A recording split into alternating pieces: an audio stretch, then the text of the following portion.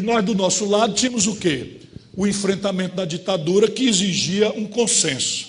Agora, como construir consenso em matéria de economia política, juntando um usineiro de Alagoas, Teotônio Vilela, um católico mineiro, Tancredo Neves, um católico paulista, Ulisses Guimarães, tudo gente de altíssima qualidade e respeitabilidade, mas ultraconservadores em matéria de qualquer questão do Estado na economia, coisa de comunista, né? E do lado de cá, figuras extraordinárias, né, com intensidades variadas de radicalização ideológica, sob o ponto de vista disso, um nacional desenvolvimentista de raiz como Leonel de Moura Brizola, Miguel Arraes, e os velhos comunistas, João Amazonas, Luiz Carlos Prestes, e uma nascente esquerda católica, egressa das comunidades de base, que vira um negócio, um partido queridíssimo e respeitado do Brasil, o PT. Então juntava todo mundo. Se a gente fosse botar em discussão economia, o pau cantava. Saía gente ali com o olho roxo e não tinha a segunda reunião. E o nosso problema era redemocratizar o país. Então o que é que fizemos? Fica para outra hora. Vamos discutir o modelo econômico outro dia. Agora nós precisamos fazer o consenso da redemocratização. E fizemos um consenso raso. Anistia, eleição direta, constituinte. Nós ganhamos todas. Muito importante, de novo, nesse testemunho, que o jovem entenda que quando a gente tem foco, referência, valores e disposição de sair de trás da internet e ir para a rua lutar, a gente ganha todas. E nós ganhamos todas.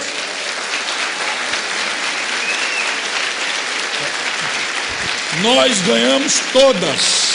A minha geração, eu terei 60 anos agora em novembro, a minha geração acredita no milagre da política porque é concreto, não é negócio de abstração de cientista, não.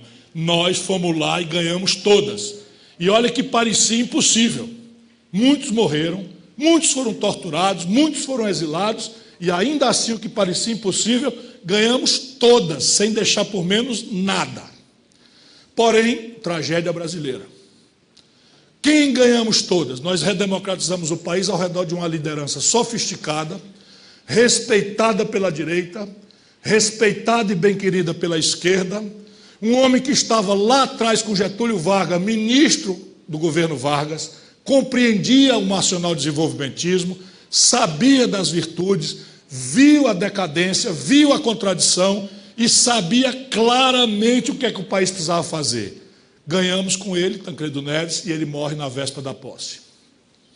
Aí, outra fogueira. Uma coisa era os militares aceitarem o Tancredo, que era um homem que eles respeitavam porque sempre teve linha. Outra coisa eram os militares. Hoje tudo é mais fácil, mas na época eu estava lá, de noite, já era deputado. Eu fui eleito a primeira vez com 25 anos. E aí estávamos lá, e a grande angústia entre nós era os militares engoliram o Tancredo, que era um homem reto, respeitado, confiável. Porém, agora quem ia tomar posse era, para eles, militares, o traidor, o rato de navio que abandonou o lado deles e veio para o nosso lado porque viu o barco afundando. E aí nós, para salvar o regime civil, corremos tudo para proteger o Sarney. E dando esculhambação, esse negócio do Temer aí era igualzinho, igual, o Brasil muda muito pouco. E tinha o Zé Eduardo Cunha da época, e tinha anão de orçamento, e tinha um cacete a quatro, e nós tudo ali, deixa o homem, peraí, calma, tem calma, protege, vamos para a Constituinte, depois a gente resolve. Deu certo de novo. Fomos para a Constituinte, mas fomos debaixo de outra fogueira, inflação. Por quê? Porque o modelo tinha morrido, porque perdeu a condição de financiamento, que era barato e virou caro demais, tombamos, perdemos o crédito externo, não consertamos a nossa matriz de desenvolvimento e passamos a financiar a nossa estratégia de sobrevivência, agora não era mais de desenvolvimento, com a doença da inflação, que entre nós não era uma doença da moeda, era para o setor público um imposto, Robin Hood às avessas, porque o governo pegava os funcionários, dava 6 meses sem reajuste, e as receitas eram indexadas diariamente. Então, eu, governador, que dia que eu queria que acabasse a inflação? Só muita convicção ideológica. E o empresariado do setor financeiro subornou os políticos que deram indexadores de maneira que a inflação só pesava nas costas do assalariado de classe média e da classe trabalhadora. Então, nós tivemos uma doença de muitos anos, que não acontece precedente em nenhum lugar do mundo. E aí, resultado, nova emergência, e até que achamos, depois do impeachment do Collor, um grande trauma, é preciso que a gente olhe e desfoque. Nós elegemos 4 presidentes na redemocratização para cá, 2 foram derrubados. Isto é patológico. Nós precisamos prestar atenção nisso, é um problema disfuncional do modelo. 2 em 4 não é brinquedo, nenhum país do mundo aguenta isso. Derrubar 2 presidentes em 4 presidentes. Mas o Itamar Franco assume, não tinha compromisso com o baronato do rentismo, do sistema financeiro, e cria um ambiente político para fazer o Plano Real. Eu já estava lá, ex-governador, ministro da Fazenda. E aí o Real, que era uma nova fogueira, a fogueira da inflação. Nós precisamos desenhar um novo projeto nacional de desenvolvimento, porque o velho morreu daquela doença, morte morrida e morte matada, e nós precisávamos, entretanto, de tratar uma febre. Mal comparando, todo mundo sabe, eu ando repetindo, que febre não é em si uma doença.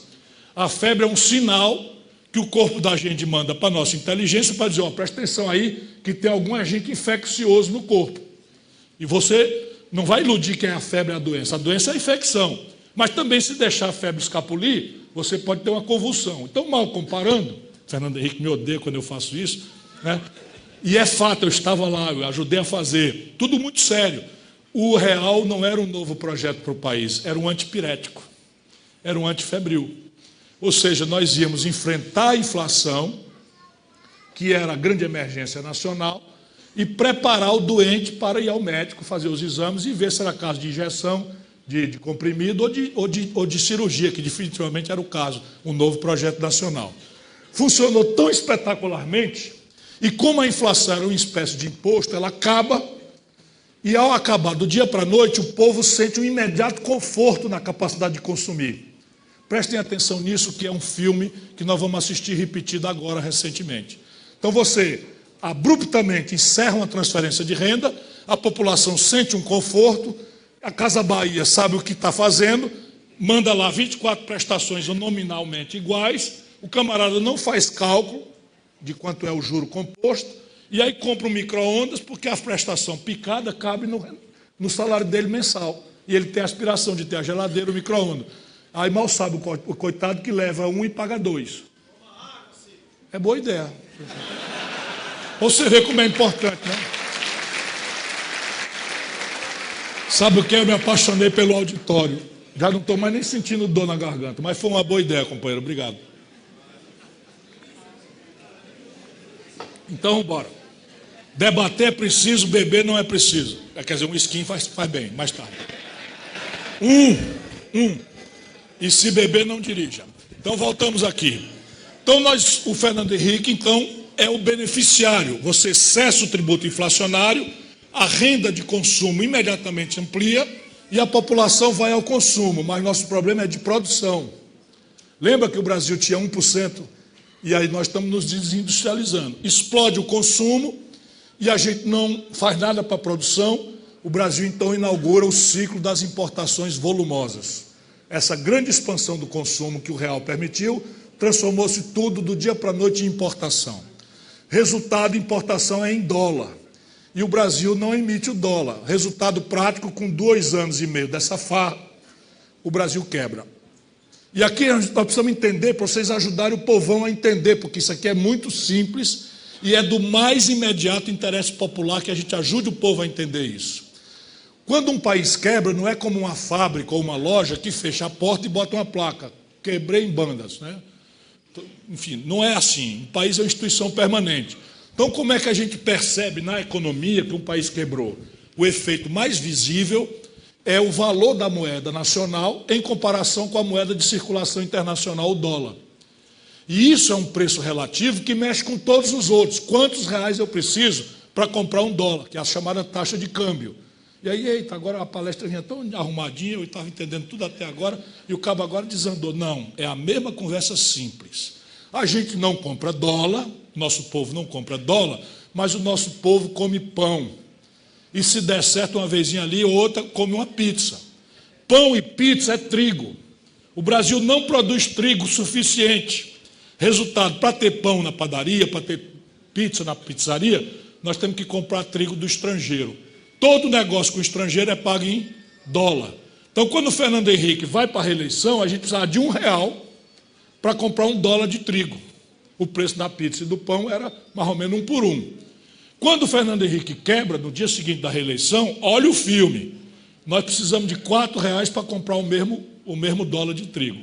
Ou seja, a população empobrece 75% da capacidade de comprar pão. A gente não compra dólar, mas toma remédio. O Brasil adotou, nesses últimos 25, 30 anos, a genial política de entregar nosso destino ao mercado. Abro um parênteses. Para nós do PDT, a iniciativa privada é muito importante. Ela tem um papel muito importante na construção do progresso da humanidade, na construção da evolução tecnológica. Nós não temos nenhum problema em respeitar a iniciativa privada. O que apenas tentamos afirmar, baseado na experiência geral da humanidade, é que o mercado não sabe promover desenvolvimento.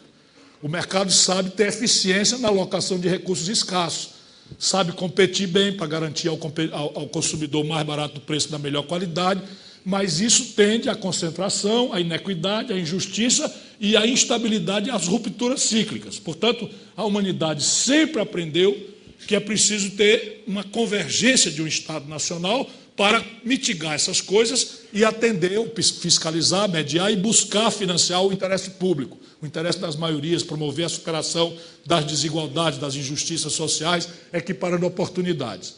Pois bem, quando o Fernando Henrique quebra o país, aí eu estava dizendo que eu quero dar mais exemplo. Nós adotamos a estúpida política de não ter política industrial e de comércio exterior, de não apostar no treinamento de inteligência brasileira, de maneira que hoje 80% dos remédios que a nossa sociedade consome são importados do estrangeiro.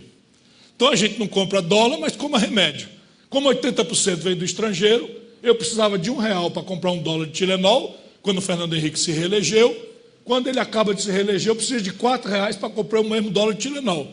Ou seja, o preço do Tilenol papocou e a renda do povo, em capacidade de consumo, cai 75%. E o povo odeia, com a mesma intensidade que amava, né, quem gratificadamente deu a ele uma expansão de consumo. A gente não compra dólar, mas a gente, por exemplo, anda de ônibus. E é preciso que o brasileiro saiba, esta gente que nos governa simplesmente transformou o Brasil, que tem a maior reserva de petróleos ainda não explorada do planeta Terra, o que já conhecemos, dá 11 trilhões de dólares, nós transformamos o Brasil no importador de óleo diesel. 60% do óleo diesel queimado nos ônibus de João Pessoa são importados do estrangeiro. Então eu precisava de R$1 para comprar um dólar de diesel, que é o principal insumo da passagem de ônibus. De repente eu preciso de R$4 para comprar o mesmo dólar de diesel, o preço da passagem de ônibus multiplica por 4, na proporção do que o diesel aumentou. Essa é uma tendência natural. Ou seja, nós precisamos ajudar o povo a entender que quando o William Bonner diz que a taxa de câmbio hoje deu 3,30, apaga. Calma, paga. Eu me enganei. Não foi o William Bonner. Não foi o William Bonner. Eu me enganei. A taxa de câmbio, quem falou foi o Boris Casoy. Meu irmão, estou do seu lado, eu já vivi isso.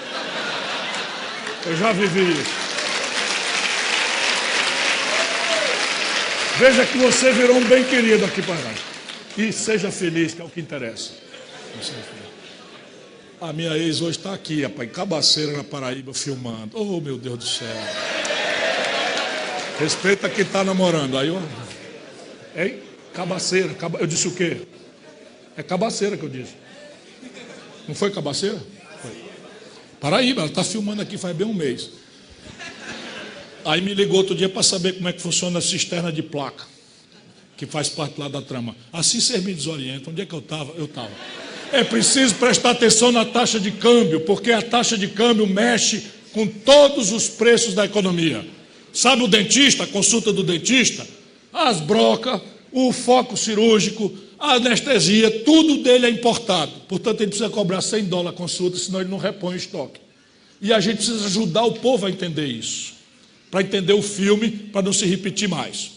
Então, quando o Fernando Henrique quebra o Brasil, a consequência prática é que o real vira de 1 por 1 a 4 por 1.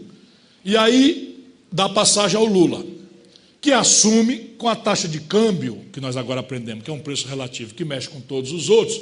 A valor de hoje, a taxa de câmbio saiu no Jornal da Gazeta, era R$ 9,20. Bora, Negar, prestar atenção no serviço aí.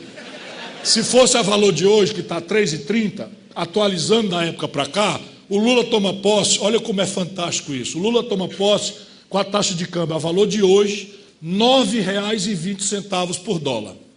8 anos depois, ele entrega para Dilma a taxa de câmbio R$ 1,75 por dólar. Então, quando o real se desvaloriza, o povo empobrece, perde a capacidade de consumo. Quando o real se valoriza contra o dólar, o fenômeno inverte. Então, eu precisava de R$ 9,20 para comprar um dólar de trigo e de pão, e de passagem de ônibus e de remédio, e 8 anos depois, eu preciso de R$ 1,75 apenas para comprar o mesmo dólar de pão e trigo. Ou seja, a minha capacidade de consumir multiplicou por 4 no governo Lula. E a população gratifica. Porém, eu somo as minhas palmas sempre, porque eu estava lá, inclusive, ajudando. Foi uma passagem dramaticamente importante para a vida brasileira, mas repare bem, nós não tivemos a lembrança de que o que se tratava era um projeto nacional moribundo. Então, nós explodimos o consumo, multiplicamos por 4 e praticamente não conseguimos fazer nada para desenhar a estratégia de produção do país. Resultado prático, aquela importação que já no Fernando Henrique quebrou o Brasil, explode. Então, nós não produzimos nenhum celular, os carros, 80% do valor vem do estrangeiro, os remédios, tudo vem do estrangeiro, 60% do óleo diesel vem do estrangeiro, e nós expandimos o consumo. O povo fica corretamente feliz, porque é uma depressão muito grande para o pobre brasileiro, né, não poder comprar, passa a ter 44 milhões, sobe da classe D e E para o padrão de consumo da classe CD, e tende a gratificar o governante do dia. Por que não quebrou com o Lula? Igualzinho como quebrou lá atrás com o Fernando Henrique. 2 fenômenos. Primeiro, foram 8 anos graduais, consistentes. Portanto, aqui há boa-fé. Lá no Fernando Henrique foi manipulação pura e simples, de má-fé. Com o Lula, houve imprudência, falta de estratégia nacional, falta de projeto, mas não tinha má-fé. Ele nunca podia ver, e nem a equipe dele podia, embora eu cansei de dizer, e era da equipe, mas não era da equipe econômica, que a taxa de câmbio saindo de R$ 9,20 para R$ 1,75, expandiu o consumo e só não quebrou o Brasil, por quê? Porque a China saindo de 1% para 12,5% do comércio mundial, bombou os preços dos produtos tradicionais brasileiros que nós vendemos em dólar no estrangeiro. Então, reparem os números, porque eles nos ajudam a proteger das paixões. Quando o Lula entregou o governo para Dilma, nós estávamos vendendo uma tonelada de minério de ferro por $190. Quando a Dilma foi golpeada, quando sofreu o golpe de Estado, nós estávamos vendendo a mesma tonelada por 38. Quando o Lula entrega o governo para a Dilma, nós estávamos vendendo um barril de petróleo por $110. Quando a Dilma foi derrubada, $30 era quanto a gente estava vendendo o barril de petróleo. Portanto, o fenômeno que aconteceu lá atrás com o Fernando Henrique, retardatoriamente vem acontecer quando a China sofre a consequência da crise internacional de 2008, retrai a compra dos produtos brasileiros, e ao retrair a compra dos produtos brasileiros faz despencar os preços. E aí a nossa plataforma de importação se desfinancia.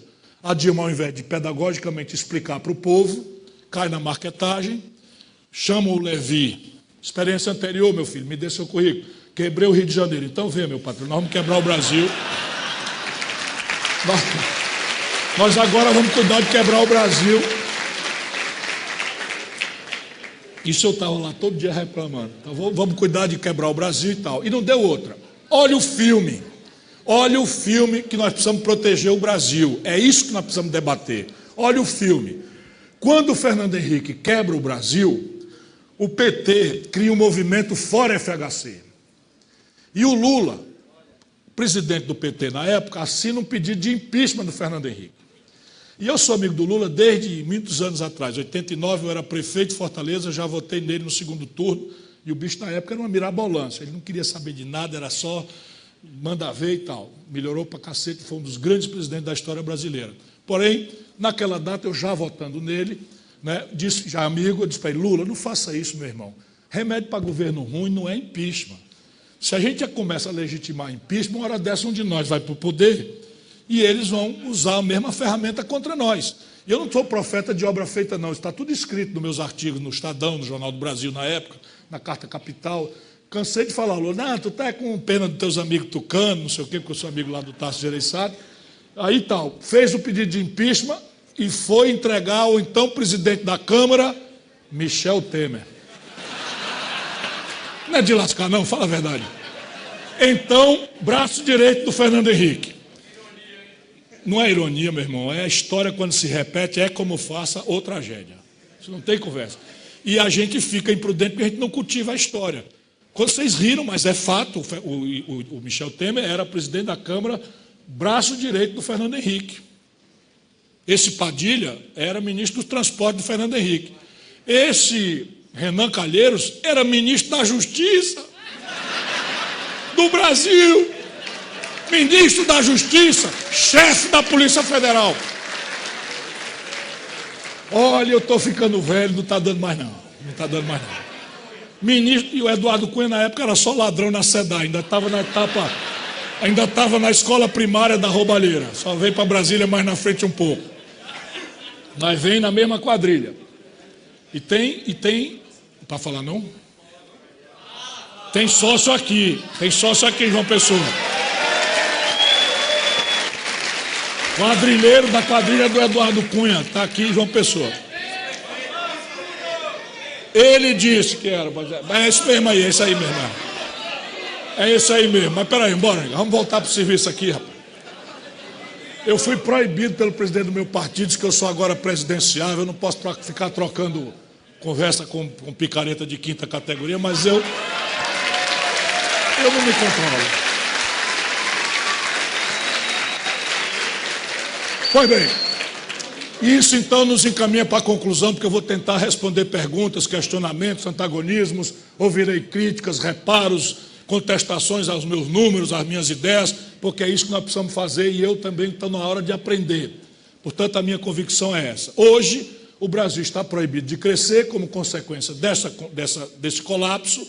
Eu gasto a maior parte do tempo nisso, porque se este diagnóstico for correto, as soluções pulam. Então, hoje nós estamos proibidos de crescer por 3 razões, cada qual mais contundente. Como tem essa história de desvalorização do câmbio, que entra para os preços relativos, porque câmbio é trigo e trigo é pão, etc., como eu mostrei, cada vez que tem uma desvalorização, há uma presença da inflação, porque os preços sobem. E aí o que é que faz desde o Fernando Henrique e nossos governantes? Atiram nesse preço com taxa de juros.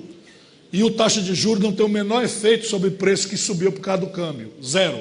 Mas eles inventam, e aí então nós estamos governando, transferindo renda de quem produz e trabalha. Resultado prático, hoje o Brasil está proibido de crescer, porque nós simplesmente extrapolamos o razoável, o tolerável, o admissível no endividamento das famílias e das empresas.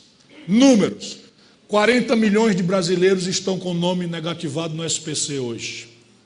40 milhões, de maneira, meu irmão, que se você tiver, não se sinta tão mal não, que o problema é estrutural do Brasil. 40 milhões. Mas as empresas que puxam o crescimento econômico também extrapolaram no seu endividamento. Hoje o débito consolidado das empresas brasileiras chega a 2 trilhões de reais.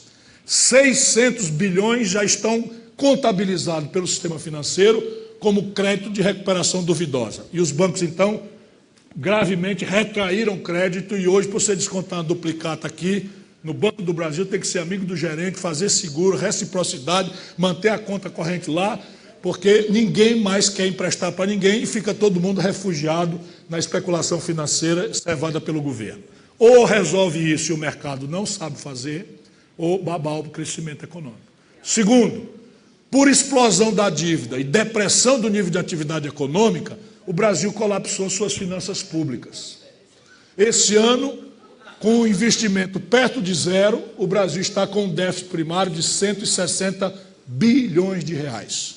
Isso é só a conta entre o que o governo arrecada e o que o governo gasta, já constrangendo investimentos e custeios relevantes da saúde, da universidade, etc, etc. Ano que vem vai piorar muito por causa dessa estupidez que eles fizeram, que é o tabelamento por lei de despesas, desconsiderando que o país ainda cresce 1,7% ao ano a população, e essa gente teve o despudor de congelar por 20 anos o gasto com educação e saúde e segurança. Por 20 anos. 2 milhões de jovens chegam por ano ao mercado de trabalho, vezes 20, dá 40 milhões de brasileiros que não têm direito a aspirar uma matrícula no ensino médio. No ensino médio. O que não dizer da tragédia na universidade. A segurança virou um tormento e nós estamos gastando hoje per capita menos do que gastávamos 10 anos atrás. E assim essa gente vai fazendo esse discurso imbecil. Terceira razão, já está muito explicitada também, por isso que eu gasto mais tempo de vocês e alugo vocês para explicar o diagnóstico, é que qualquer crescimentozinho, o filme volta. Explode a importação, o Brasil não tem como pagar, dá uma desvalorização do câmbio, pede o impeachment no Michel Temer, pede o impeachment com Eduardo Cunha e não há estabilidade política que se sustente. E nós, então, precisamos responder a isso com um grande e generoso debate que devolva ao país a noção de projeto nacional de desenvolvimento. Isso aqui tudo parece uma frase, mas isso aqui tudo é um conflito político. Por exemplo, projeto tem que abolir a ideia neoliberal de que o laissez-faire, a livre iniciativa sozinha vai resolver o problema. Isto nunca aconteceu na história da humanidade e nós estamos repetindo a agenda do thatcherismo dos anos 70, 80 no Brasil. Isto só vai agravar a crise.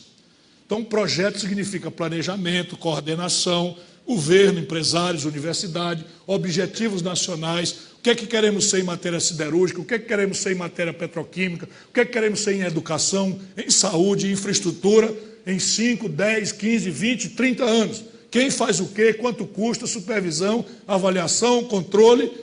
Só a palavra projeto impõe isso. Nacional, ora, eu tentei demonstrar aqui, e vou repetir agora mais agudamente, de que é vã a ilusão de que a globalização é que potencializa as condições de empreender. Não existe isso. O que a globalização conseguiu foi impor a nós o padrão de consumo global. Nós temos informação disso pela televisão, pela internet, e referimos descuidadamente a nossa felicidade, o símbolo do nosso êxito na comunidade, do nosso êxito social, a acessar os elementos simbólicos do êxito moderno, que são todos referidos a consumo. Isso vai matar o planeta Terra, porque esse padrão de consumo é insustentável, mas antes disso ele mata países periféricos como o nosso, que vão virando uma selva, onde 26.200 garotos, todos negros, todos pobres, todos da periferia, foram assassinados nos últimos 12 meses. 8% apenas desses homicídios foram investigados. E tem babaca defendendo intensidade de pena, quando o problema brasileiro é que a certeza da impunidade é o prêmio de quem mata gente nos bairros de João Pessoa. Não é a intensidade da pena.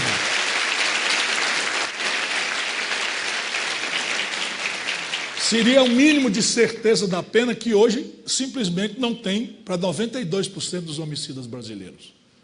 E eu estou falando de investigação, daí até chegar ao apenamento, já é outro negócio, já fica mais 4% no caminho. Então, esse projeto nacional tem que equacionar as finanças públicas, e não será pela despesa, o que não quer dizer que a gente não tem que criticar com grande severidade e austeridade todas as despesas. Mas quando a gente acabar de criticar todas, não dá bilhão. Ou pelo menos um par de bilhão ou alguns bilhões necessários. Portanto, nós vamos ter que pôr em debate a tributação daquele 1% mais rico. Só 1%.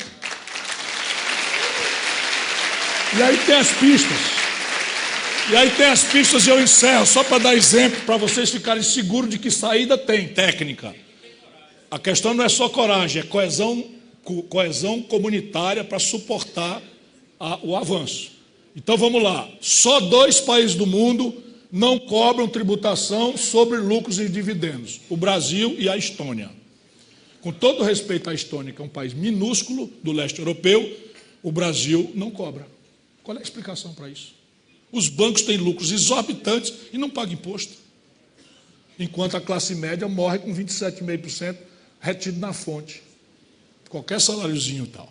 Então você tem, por exemplo, na América do Norte, vocês sabem, essa República Bolivariana, dirigida pelo camarada Donald Trump, para quem o Bolsonaro bate continência e fica toda molhadinha quando fala.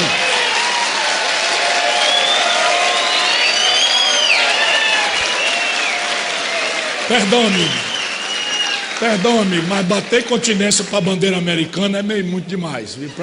Mesmo para o seu amigo velho aqui, colega de câmara e tal. Pois bem, pois a República Bolivariana comunista perigosa do camarada de Donald Trump cobra sobre heranças grandes 45%. Sabe quanto é que o Brasil cobra? 4%. O estado mais sólido fiscalmente do Brasil é o Ceará, que vizinho cobra 8%, porque esse é o teto da Constituição. Qual é a explicação para isso? 6 pessoas têm a renda de 100 milhões e eu não vou cobrar a herança dessa gente? Pelo menos uma coisa razoável, só para dizer a vocês que saída tem. O embate, entretanto, é político. E a política só prevalece se a população tomar, vamos dizer, se assenhorear dela. E isso está. Talvez o lado bom dessa crise é que a população brasileira sabe que precisa lutar. Muito obrigado por sua atenção. Calma. Agora farei o protocolo. Eu quero agradecer esse dia especialíssimo que a Paraíba me deu, a esse casal de amigos, Damião e a nossa vice-governadora. Quero agradecer de coração, foi um dia muito especial. Agradecer ao Carlos Lupe, esse amigo e irmão que tem andado comigo por aí afora, ao nosso deputado, às vereadoras e vereadores de outros partidos, foi especial a presença de vocês. E mais uma vez, muito obrigado de coração a todos e a todas e a cada uma e a cada um de vocês que recarregaram a minha Duracell para mais uns 6 meses de parada. Um abraço.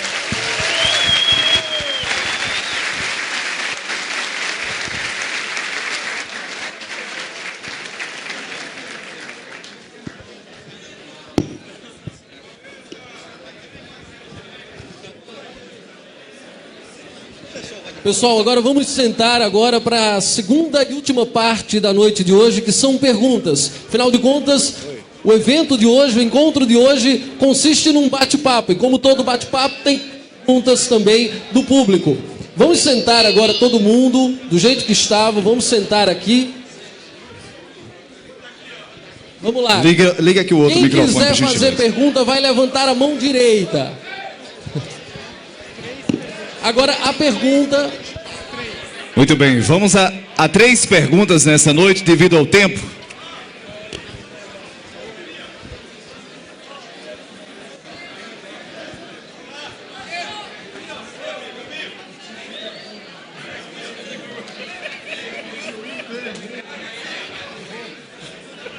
Vamos à primeira pergunta, então, aqui.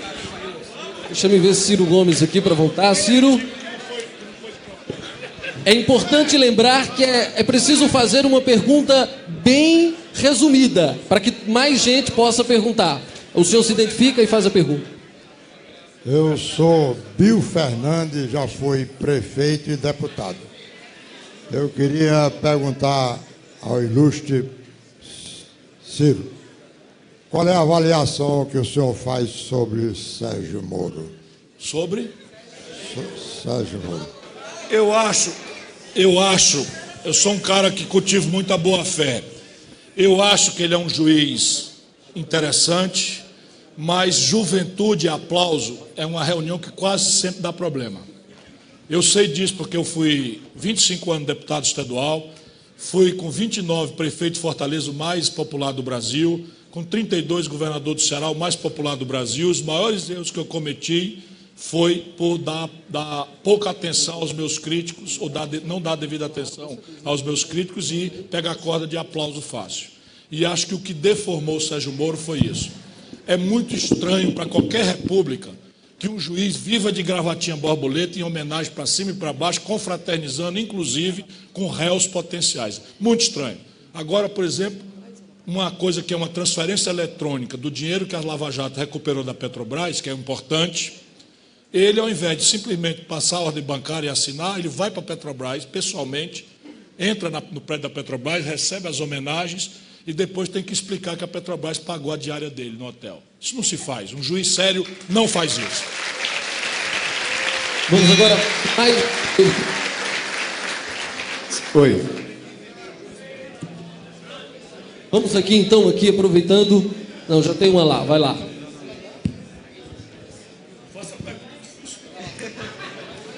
Rapidinho, pergunta. Peraí. Pode começar? Pode. Muito boa noite a todos. Para quem não me conhece, meu nome é Robson. Sejam bem-vindos aqui à Paraíba. A gente já pelo menos da minha parte, é o meu segundo encontro com o senhor. A primeira vez eu tive a oportunidade de conhecer o senhor na Argentina, na Universidade Nacional de Rosário. Isso. Perguntando, vai, pergunta. E vamos lá. A pergunta é o seguinte: são 3 perguntas, eu vou tentar ser bem mais breve, certo, gente? Em relação Em relação às pesquisas realizadas aí pelo Datafolha, G1.com, eu gostaria de saber se você tem algum problema para poder enfrentar o pessoal da esquerda e da direita, se tem alguma retaliação contra o senhor, se você tem medo para as próximas eleições que estão para chegar.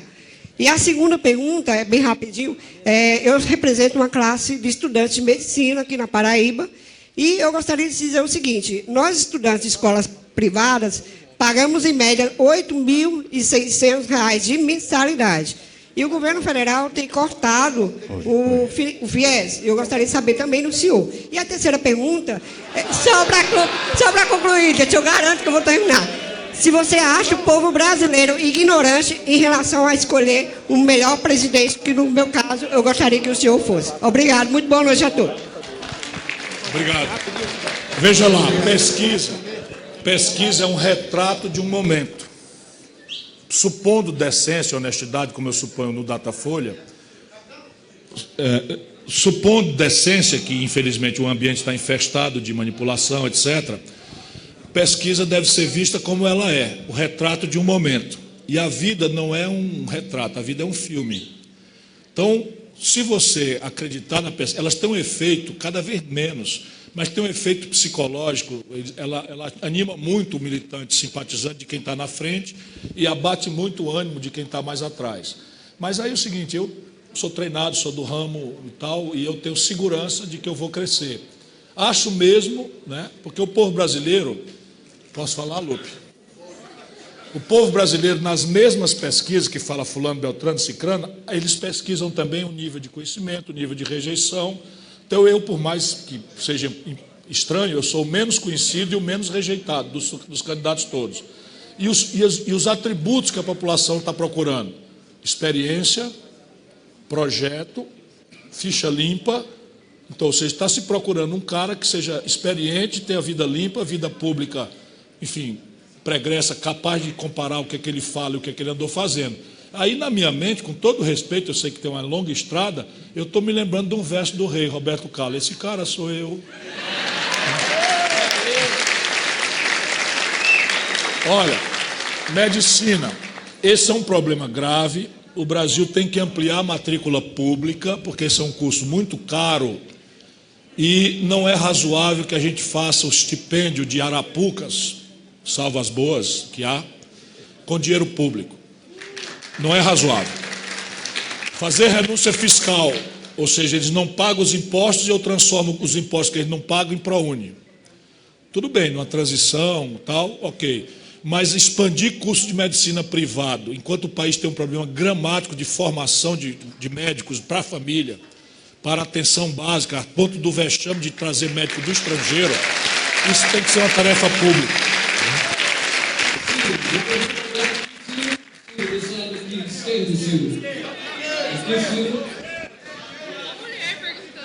Boa noite. Eu estou fazendo a pergunta em nome do internacionalista Augusto Belmonte, que há muito tempo gostaria de ter esse momento com o senhor, mas estava estudando fora. E ele me passou 2 perguntas para fazer. Uma pergunta econômica, que em parte o senhor falou aqui, sobre a valorização do câmbio. Valorização do câmbio. Quando na sua famosa frase que o senhor colocou aqui, o brasileiro come pão, pão é trigo e trigo é dólar. Já os tais 4 complexos industriais serviriam para diminuir nossa dependência de importações. No entanto, Grécia Pereira, que é muito próximo ao senhor, defende que para a industrialização é preciso adotar uma política cambial que dê competitividade à nossa indústria. Leia-se desvalorização cambial. Como conciliar a necessidade de manter a inflação controlada com a promoção da industrialização? Via competitividade cambial, devemos favorecer um câmbio mais valorizado, menos inflação, ou mais desvalorizado, mais indústria? E a outra Deixa eu responder a primeira, eu respondo a segunda em seguida. Vocês estão com pressa, turma aí? Vocês podem ir andando se quiser, porque agora eu vou responder um bocado de pergunta aqui.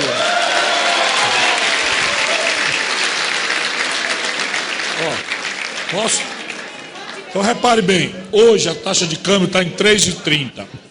Todos os especialistas, como é? Todos os especialistas dizem... Não, deixa com ela o microfone. Deixa o microfone com ela. Ela ainda tem uma segunda pergunta. E deixa que agora eu estou no comando aqui do debate. Pronto. Então, repare, o Brasil precisa desvalorizar o câmbio até uma etapa que não é muito grave. Porque o que é grave é você sair de 1 para 4. Ou de 1,75 para 4. Mas você sair de 3,30 para 3,80, dá para você administrar isso transitoriamente se você afirmar para que o investimento confie que isso vai acontecer e você afirmar o outro preço central da economia, que é a taxa de juros, que nós vamos agora produzir. O Brasil tem um compromisso com quem produz e com quem trabalha. A política de valorização do salário mínimo voltará. Evidentemente, obrigaremos a desindexar o salário mínimo de qualquer multiplicador dele, que tem impedido o salário mínimo de crescer, e o investimento público vai se associar ao investimento privado, especialmente no primeiro momento, porque 14 milhões de desempregados não conseguem ter paciência, e é justo que não consiga. Então a gente tem que entrar ali, nos 6 primeiros meses do governo, serão os meses da reforma. Haverá um grande debate, legislação internacional comparada, sindicatos, empresários, tudo está sob debate em 6 meses. Acabou os 6 meses, vamos votar. Se persistir o impasse, eu vou convocar a sociedade brasileira para votar diretamente por plebiscitos e referendos, para não ter que vender a alma no Congresso Nacional. Então, esta equação precisa ser mitigada com um grande emprego que o Brasil pode fazer imediatamente, construção civil.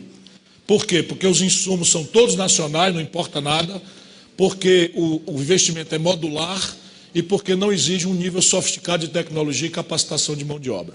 Então, começa com a grande jornada de urbanização de favela, moradia popular, canal de irrigação, que é uma coisa que eu sei fazer bem, né? Que você modula.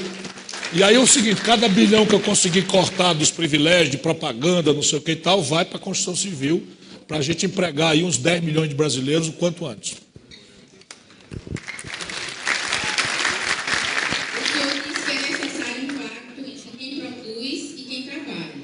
Entre empreendedores e trabalhadores.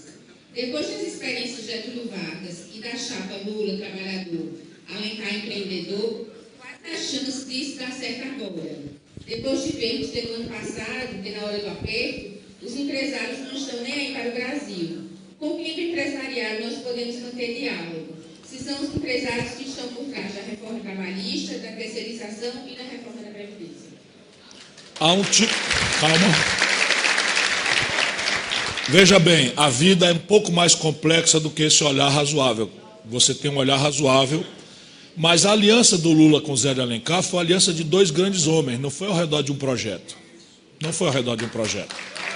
Por exemplo, o Zé Alencar tem a Coteminas, que é uma indústria que simplesmente parou de se expandir no Brasil e está expandindo no estrangeiro. Por quê? Porque as condições de empreender no Brasil, e o Zé Alencar passou 8 juro e não sei o que e tal, e por mais prestígio e carinho que o Lula tivesse por ele, eu sou testemunha, não mudamos. Por quê? Porque nós aceitamos, pode ter sido sábio da parte do Lula, isso é uma coisa que a história vai registrar, nós aceitamos a trempe de câmbio flutuante, superávit primário e meta de inflação, que é a base da taxa de juro alta, mistificação, que foi o que o Fernando Henrique impôs como consequência da tragédia da desvalorização do real, quando ele conseguiu enganar o povo e se reelegeu. Então, o que falta ao Brasil para coesionar não é ingênuo, é interesses que eu falo. O que guia a política é interesse. Lamentavelmente, você tem muita gente idealista, mas o que guia as forças reais do entrechoque da vida pública são interesses. Então, repare, o que é que acontece na cabeça do empresariado brasileiro? É um processo meio esquizofrênico. Ele, quando está na roça, na produção, no comércio, na indústria, ele sente que tem uma coisa profundamente errada.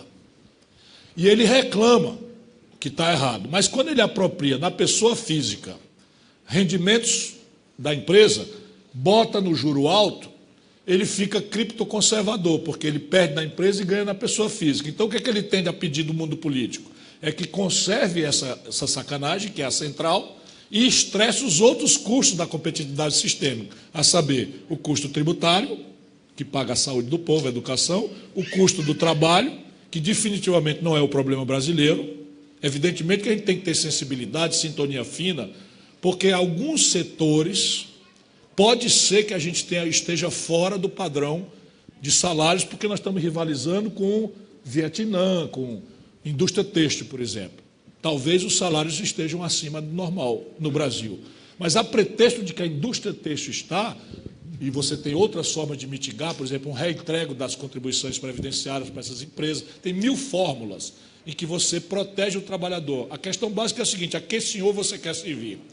E aí como é que você consegue? Simplesmente você tem que punir o interesse rentista.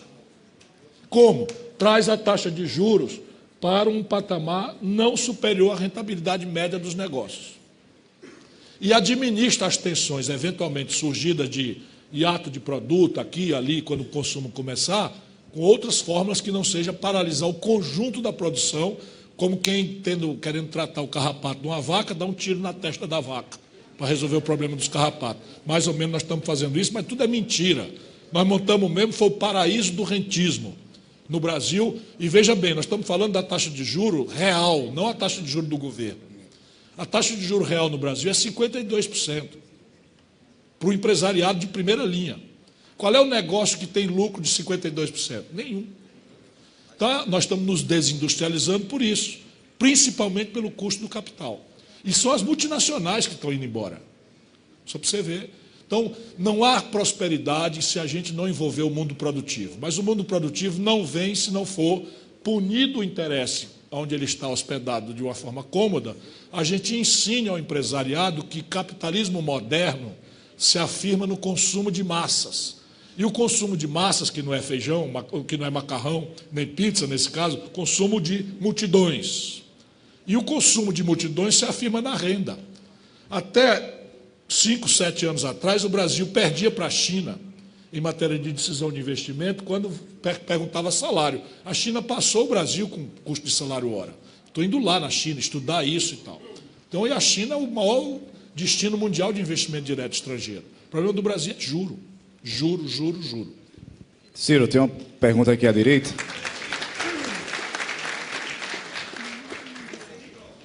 Aqui? Boa noite. Como é? Boa noite. Posso fazer? Você é preguiçoso, macho. Essa senhora todinha está aqui em pé. Ou então grita daí que eu ouço, mas deixa eu ver aqui. Como é? Já vai. Vai lá, meu companheiro. Bora, senão negado não deixa tu falar.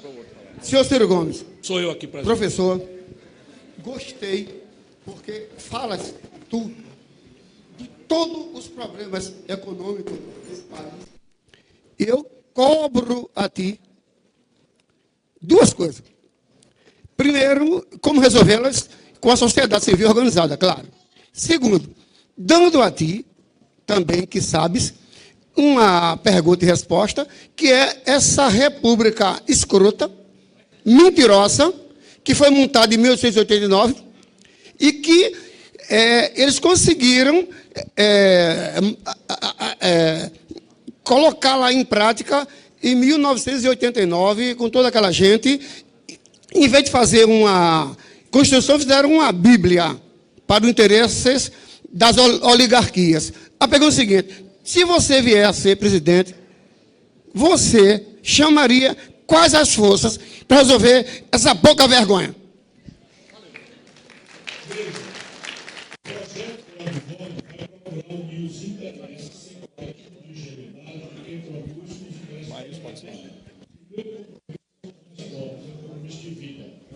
Mas eu acho que para formar a solução para os mais pobres, é preciso envolver o empreendedor. Mas eu estou muito interessado em criar um novo empreendedor no Brasil, os jovens da universidade, que eu estou circulando no meio universitário, e a gente fazer incubadora de empresa, compras governamentais, uma série de coisas que eu já sei fazer, já fiz, já deu certo.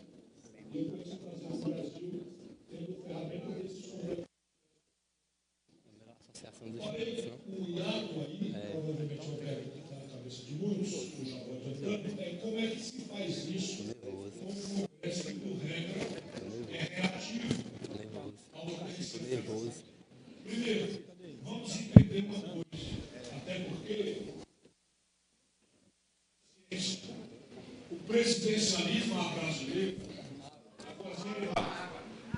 o presidencialismo brasileiro é uma cópia do presidencialismo americano. E o presidencialismo americano tem várias atenuantes para a lógica de impasse do presidencialismo brasileiro. Qual sejam? Na América do Norte, a vida é nos estados.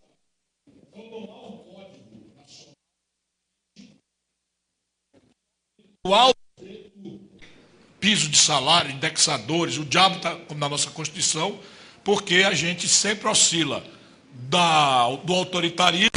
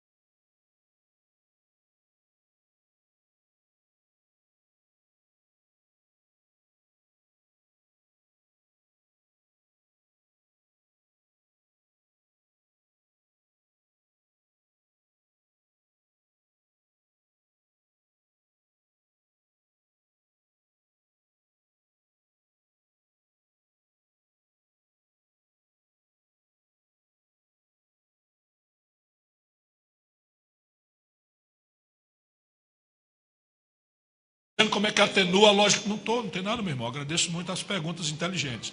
Então, vamos lá. Segundo atenuante, propor nos 6 primeiros meses. Primeiro atenuante, propor antes. Para o povo votar menos no caudilho, no deixa que eu chuto, no valetão, que vai botar as coisas em ordem, instalar o chicote e resolver as coisas por nós. Isto é mentira. Às vezes é uma mentira lúcida, deliberada, e às vezes é mentira por puro despreparo mesmo, como infelizmente está acontecendo no Brasil. Terceiro, negociar. E aí eu tenho um espírito avesso ao impasse. E eu vejo um lado extraordinariamente positivo nessa extensa crise, que tem um ângulo gravíssimo, que é o Pacto Federativo dilacerado. Hoje, 21 dos 27 estados brasileiros estão com a receita corrente líquida abaixo da despesa corrente líquida, ou seja, quebrados. Em 2019 estarão 23 dos 27. E aí você tem uma fresta, que é redesenhar o pacto de governadores. Como o Ceará, Paraíba e tal. Mas assim você tem como resolver isso. Acredito que eu cresci. Não, isso é a fórmula de negociar no atacado e não cair nesse varejo fisiológico, clientelista e corrupto que derrubou o modelo Fernando Henrique e derrubou o modelo PT de governar, que é o mesmo modelo.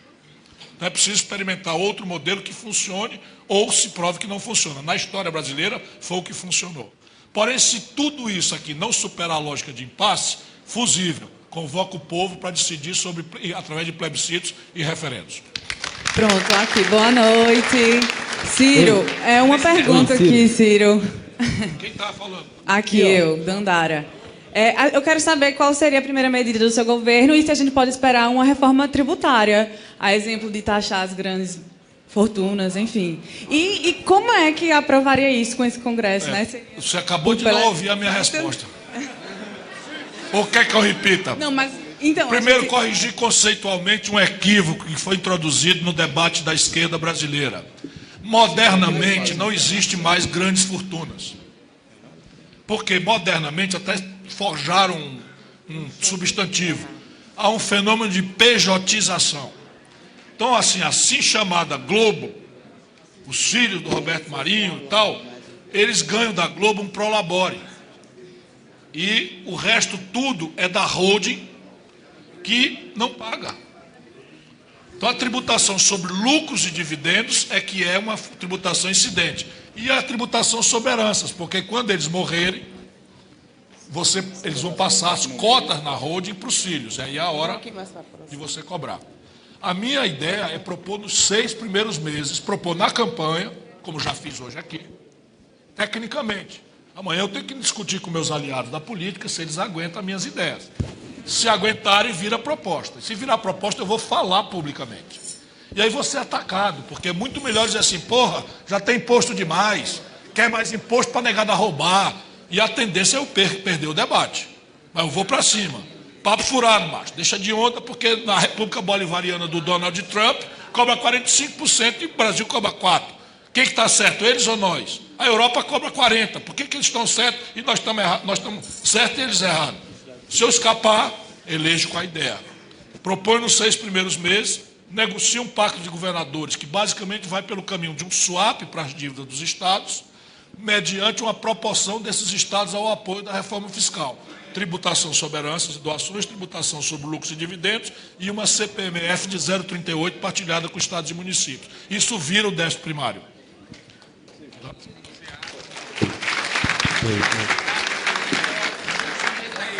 Oi. Ciro, aqui, boa noite. Boa noite. Saúde a todos.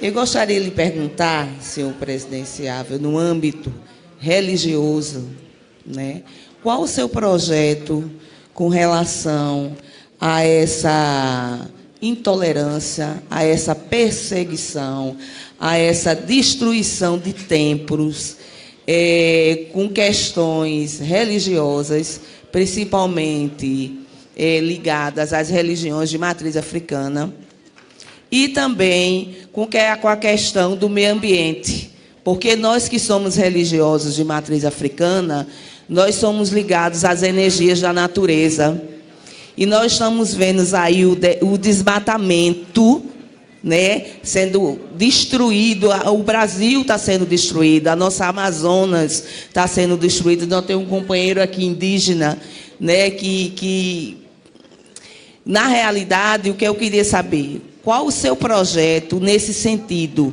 para que se coibisse, que se combatesse essa questão da destruição da natureza, porque se isso não for combatido agora, daqui a mais 100 anos, talvez nós não existíssemos, não vamos existir mais aqui nesse planeta, né? Para aí está o aquecimento global, né?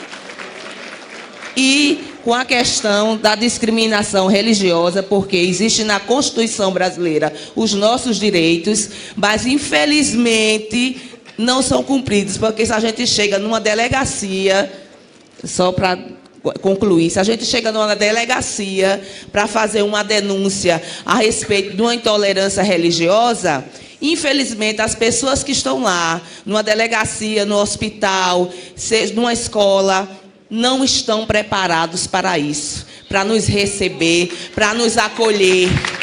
A primeira coisa que diz, estão amarrados, é macumbeiro, é do santo, está com a guia, se senta aí, passe 2 horas esperando. Se você tiver com a pressão alta, você morre ali sentado, porque é macumbeiro e é do santo. Eu acho que todos nós somos seres humanos e devemos cuidar do planeta nesse sentido, porque está aí o fim do planeta chegando, batendo nas nossas portas, e eu queria saber do senhor o projeto com relação a isso. Sou Dona Jaqueline, da cidade de Santa Rita, da cidade das águas, né? Que a gente sabe aqui na Paraíba, e luto muito por isso, que as águas continuem fluindo lá naquela cidade e em todo o Brasil, e que Oxum lhe abençoe nessa sua campanha, viu?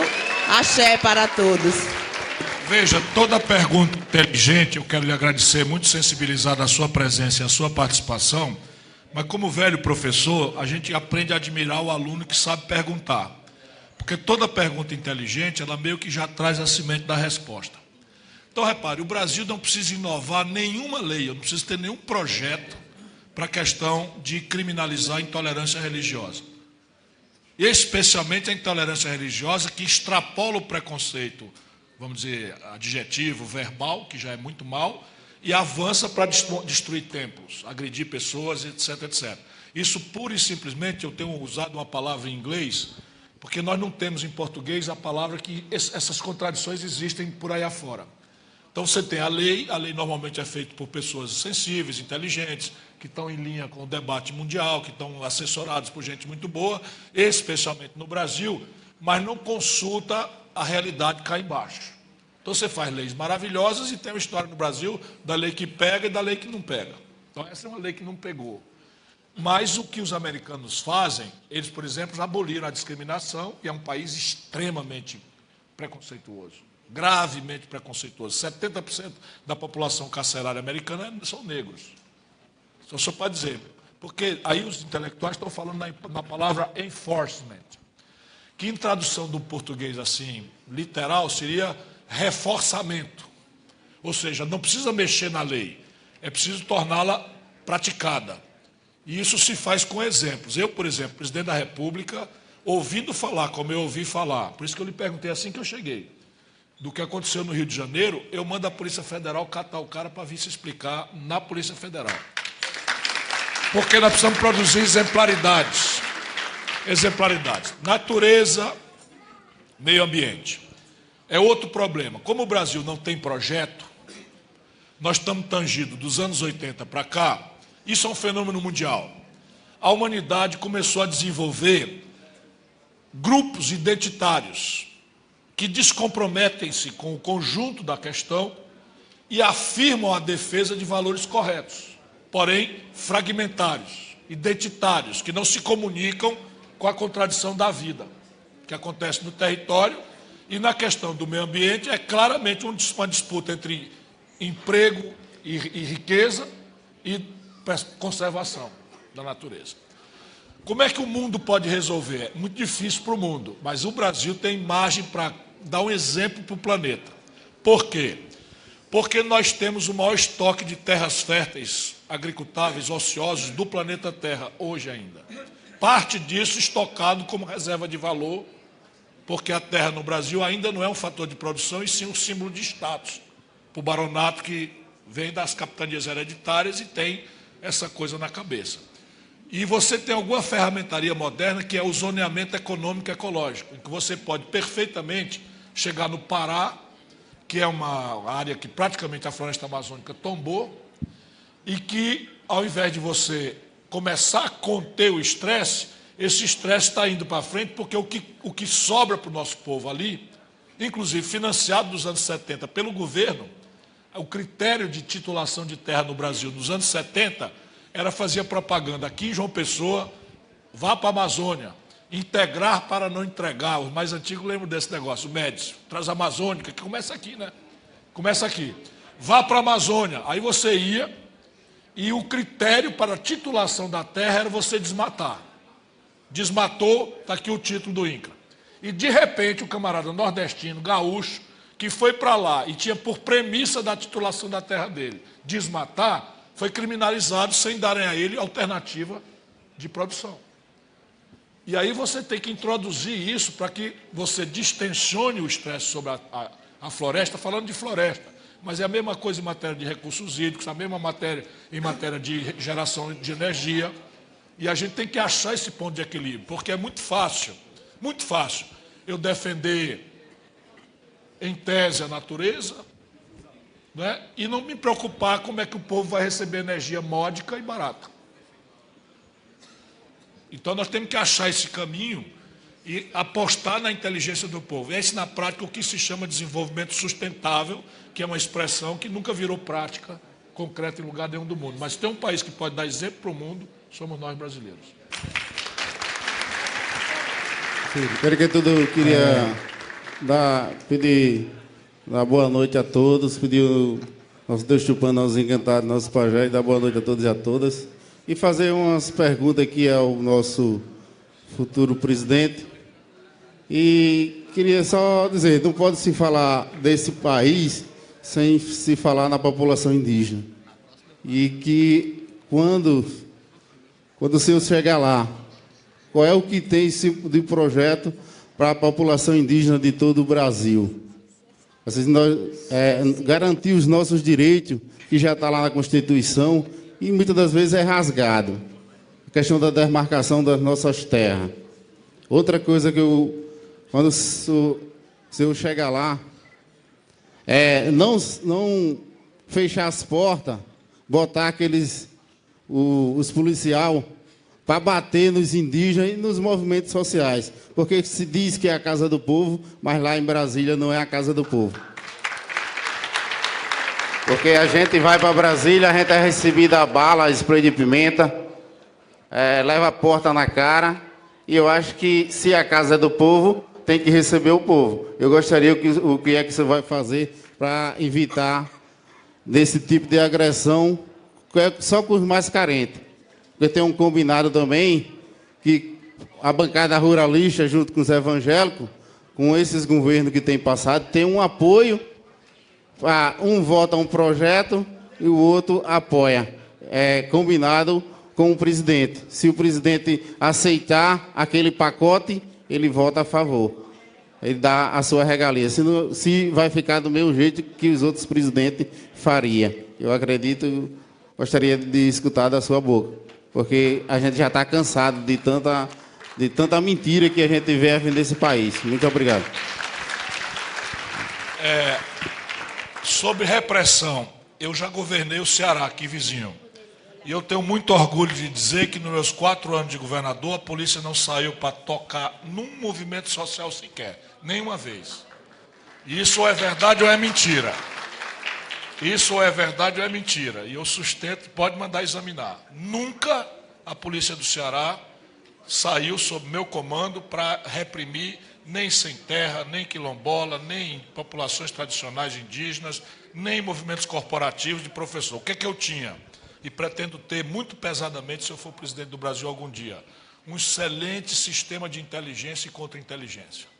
Então eu sabia antes o que é que estava se organizando para fazer, e eu me antecipava com, às vezes, dependendo do nível de complexidade, era eu mesmo que ia, eu tenho essa mania de eu próprio entrar nas paradas quando eu acho que é essencial, e conseguir, portanto, mais entendimento e negociação, porque você tem na questão indígena do Brasil uma complexidade aí.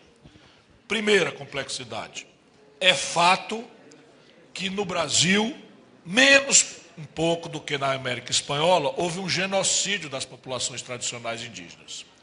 Os espanhóis tinham deliberação disso, os portugueses não tinham. Mas basta a contaminação pelo sistema imunológico, chega a malária, chega o sarampo, chega a coqueluche, chega a difteria, chega o tétano, morreram milhares de indígenas que não tinham sistema imunológico adaptado às doenças ocidentais. E aí você teve um processo de ocidentalização de várias comunidades tradicionais.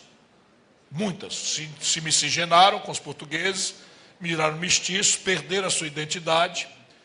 E depois que o Brasil saiu da ditadura, alguns grupos começaram a recuperar a ideia identitária da comunidade tradicional e tal, mas parte disso, basicamente, está procurando um atalho, um caminho mais veloz para resolver o problema da terra.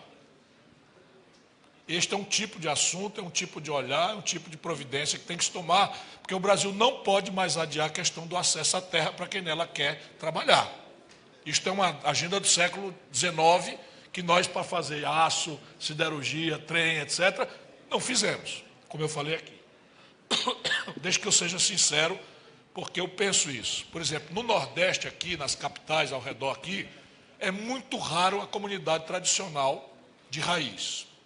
Que você, vamos lá, 20 anos atrás não tinha identidade e, de repente, passou a ter uma identidade correta, porque tem antropólogos, tem pesquisa, tem uma série de coisas, mas a grande questão aí está demarcação de terra, que foi apropriada por pessoas privadas que têm certidão vintenária, que tem uma coisa e gera antagonismos que a gente tem que desarmar essa bomba.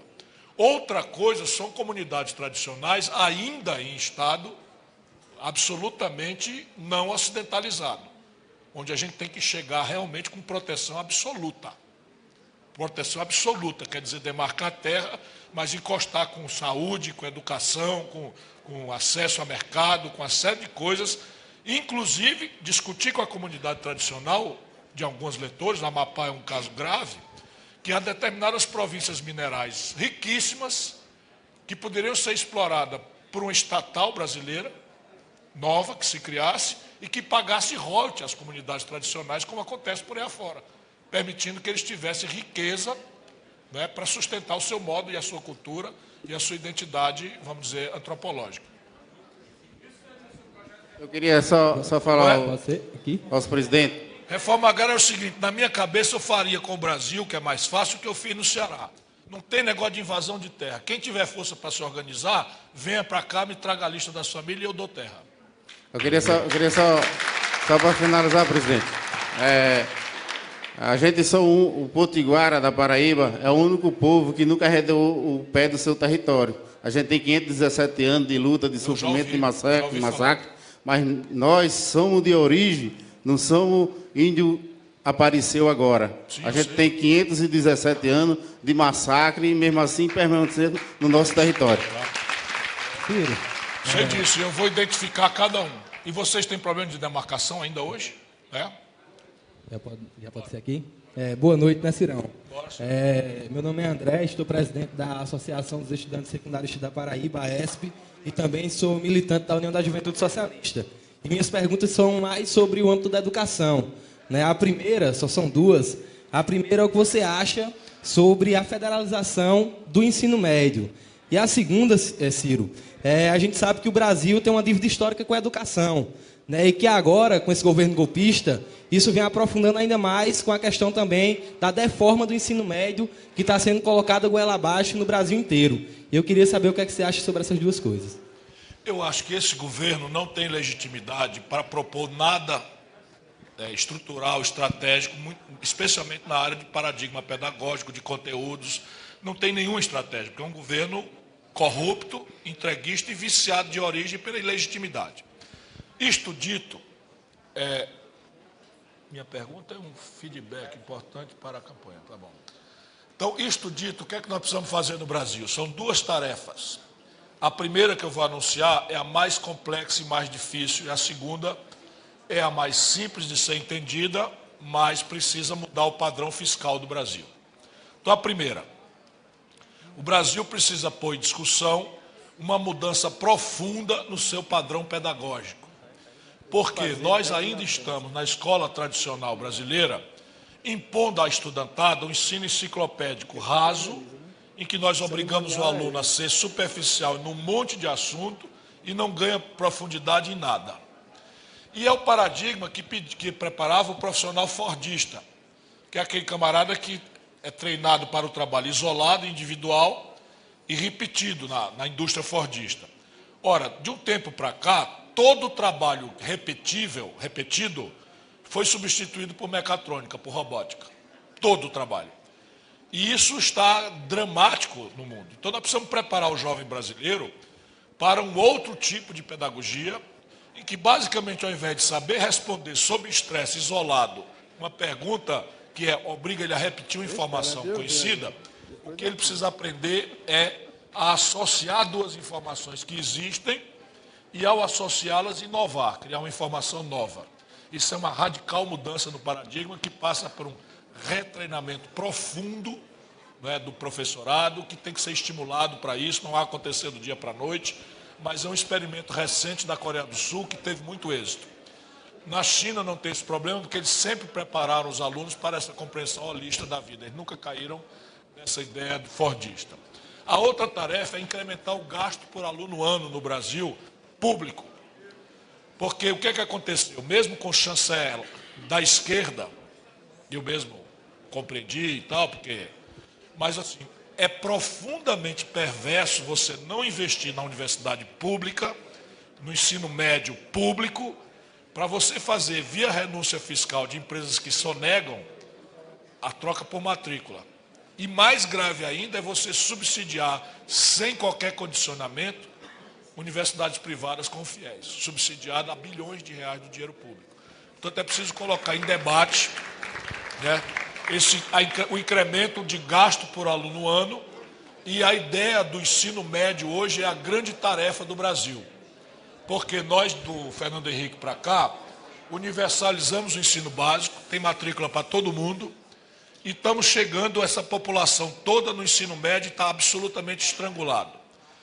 Não sei se nós deveríamos federalizar o sistema como um todo, mas entrar concorrencialmente para criar elementos, vamos dizer, modelares para isso, é o que nós estamos fazendo no Ceará. O Ceará hoje tem já 188 escolas de nível médio, de tempo integral, profissionalizantes todas, e isso já representa 1 em cada 4 matrículas no Ceará. Já se formou lá em um ano. E é uma coisa, é um sonho isso lá, e eu tenho muita vontade de espalhar isso pelo Brasil afora. Ciro. Só um minutinho que ele está ali.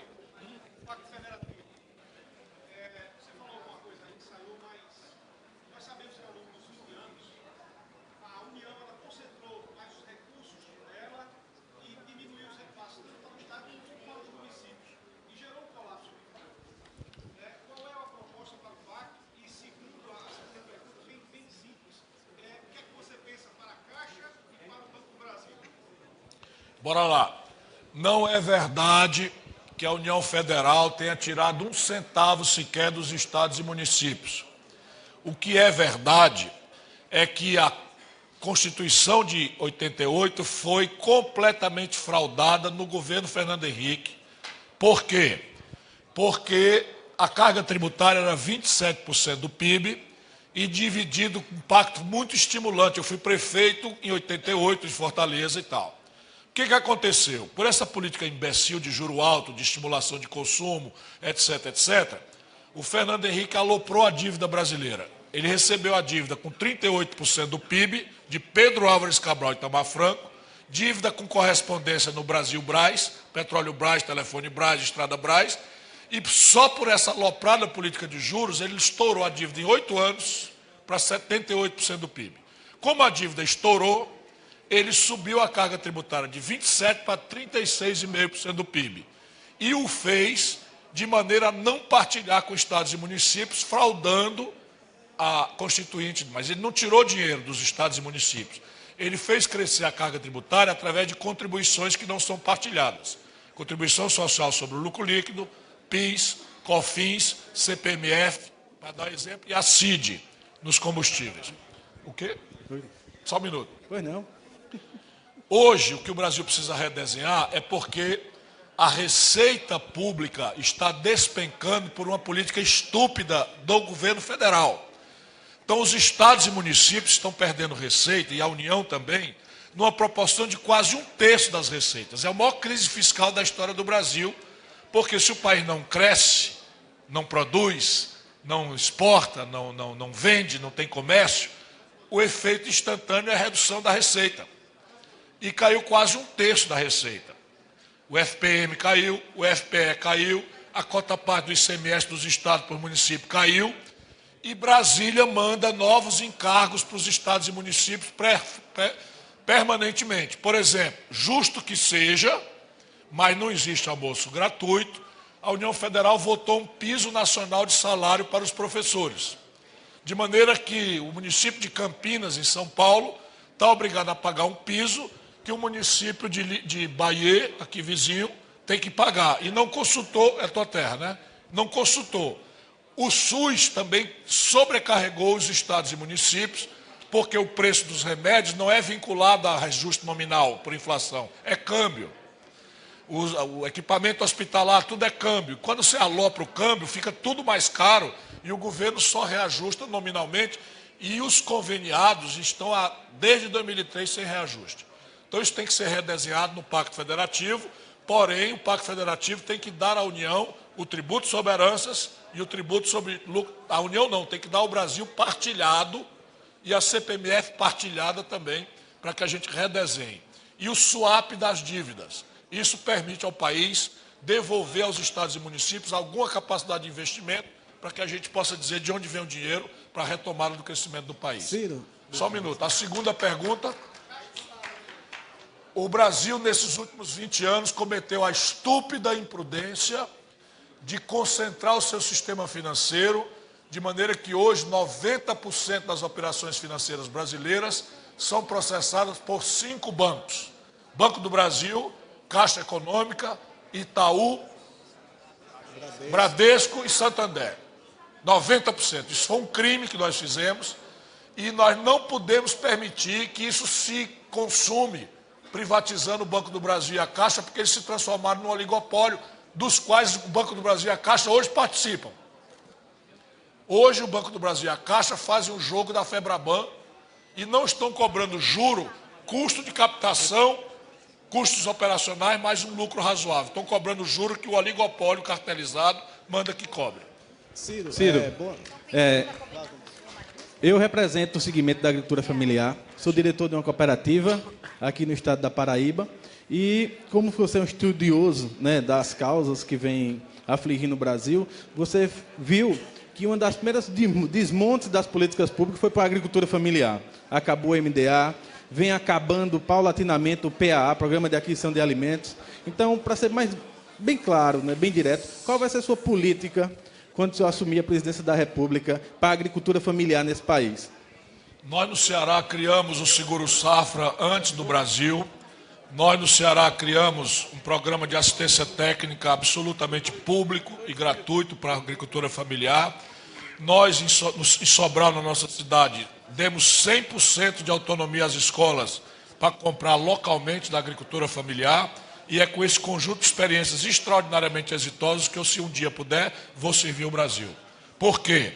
Porque só a agricultura familiar vai responder à pergunta do consumidor do futuro. O consumidor do presente faz uma pergunta constrangido pelo mito neoliberal: quanto custa? E a agricultura familiar tem problemas de financiamento, de adensamento tecnológico, de acesso a mercado e de escala. Então vocês, por regra, meio que perdem a competição por conta disso. Porém, o consumidor do futuro, que já está na pré-escola hoje, vai fazer 3 perguntas. Primeira, quanto custa? Portanto, a eficiência sempre será necessária. Segunda, a quem aproveita comunitariamente o meu ato de consumo? E aí a pessoa vai tomar a decisão de comprar um pouco mais caro para gerar renda para o seu comunitário, para o seu irmão, para o seu contemporâneo, para o seu comunitário. E terceiro, o meu ato de consumo é amistoso à natureza, na origem e no rejeito, e de novo vocês ganham a parada. Então é tricurdente e já já vocês vão vencer essa guerra. Negado, é o seguinte, a minha garganta ferrou. Mas e a garganta, eu faço o quê? Uma só mais. Uma só. Boa noite. Duas só. Boa noite, parabéns pela sua palestra e explanação. Meu nome é Paulo Henrique, eu sou do DCE da UEPB. Tá ardendo, doendo. E eu gostaria de te perguntar o seguinte: desde a redemocratização do país, que existe a presença do PMDB, que não sei, que já dá até para cair como uma formação de quadrilha praticamente esse partido. E como ter governabilidade sem a presença do PMDB e ter governabilidade sem ser derrubado por ele? E a outra pergunta que eu queria te fazer é o cronograma. Qual o cronograma de prioridade? Ciro, boa noite, meu grande. É uma coisa bem simples, por sinal. Não, meu irmão, peraí, deixa eu responder a ele aqui. Veja, o meu governo, o PMDB, fará oposição. E não fará oposição desse tamanho, porque eu vou partir com a ferramentaria que a democracia me der para destruir essa quadrilha. Como já o fizemos no Ceará. Cadê, meu irmão? Diga você. É a última. Boa noite, Ciro. Eu disse que minha pergunta é um feedback, porque eu sou professor da rede municipal e estadual, pública, aqui da Paraíba, e há um assunto que interessa que aos professores, quando a gente fala sobre Ciro Gomes. Eu sou uma pessoa que lhe escuto bastante, já vi bastante das suas palestras, do conteúdo todo que você fala, eu já acompanhei bastante. E quando a gente apresenta para os nossos colegas a questão da meritocracia. Por quê? Porque a experiência de meritocracia que a gente, como professor, tem aqui é uma meritocracia que é às avessas. Não é verdade. Às vezes a bonificação não tem para todo mundo, então sai fazendo um rateio para dizer que está dando, e às vezes o que cobra não é realmente o que está dando efetivo de qualidade da educação. Né? Então, quando fala-se de meritocracia, isso assusta aos professores. O que eu queria é que o senhor falasse uma fala aqui para os professores, dizendo qual é o papel que eles vão ter no seu governo, e em relação também à autoridade. A autoridade que o professor se sente que perdeu. Basicamente é assim, né? Se o aluno xinga a mãe do colega, se a aluna não faz o trabalho, se o garoto odeia matemática, se a menina se maquia na hora da aula, se o IDEB cai abaixo da meta, o grito é um só: crucifixe os professores. Então é esse o sentimento que os professores têm. Veja bem, nenhuma sociedade próspera do planeta deixa de dar ao professor o lugar de centralidade. Só para você dar um exemplo que é extraordinariamente belo, no Japão o cumprimento é uma mesura. Então, a gentileza eu baixo a cabeça e ele, para ser mais gentil, baixa a cabeça mais baixo do que a minha, aí fica aquela coisa e tal. O imperador, como representa Deus na terra, não baixa a cabeça nem para responder a mesura, a não ser para professores. E isso tem que se traduzir no concreto. Agora, veja bem, meritocracia não deve ser uma coisa que nos assuste entre os educadores. O que é que nós temos que garantir? É uma meritocracia não individualizada no professor, mas apurada pelo conjunto de resultados que a comunidade escolar, servidores, professores, diretores, família dos alunos, consegue produzir. Hoje, o Ceará tem 77 das 100 melhores escolas do ensino básico no Brasil. 77 das 100 melhores escolas é um estado muito pobre. Por quê? Porque nós descobrimos a agenda tradicional, prédio bonito, salário decente, capacitação, treinamento, nós fizemos toda e o efeito foi pequeno. E aí começamos a fazer uma avaliação da escola individualmente, aluno por aluno. E começamos a premiar o conjunto escolar que conseguisse atingir, está ficando ruim mesmo, conseguisse atingir metas, etapas. Então hoje nós somos campeões do Brasil no IDEB, Sobral, minha cidade, que é onde nós começamos isso. Então, pessoal, muito obrigado. Eu vou ter que ir, não dá mais, meu amor, não dá mais, está saindo sangue. Tá aí, portanto, Ciro Gomes, pré-candidato a presidente da República pelo PDT. Agradecemos a presença de todos. Em nome da vice-governadora Lígia Feliciano, do deputado federal Damião Feliciano, o PDT agradece a presença e deseja a todos uma boa noite.